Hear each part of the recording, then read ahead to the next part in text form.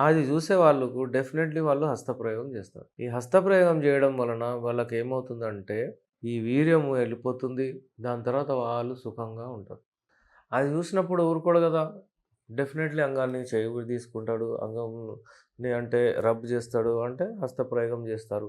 కానీ రాబోయే రోజుల్లో వాళ్ళకు ప్రీమాచ్యూర్ ఎజాక్యులేషన్ అంటే శీఘ్ర స్ఖలనం రావడం అది తప్పనిసరిగా వస్తది.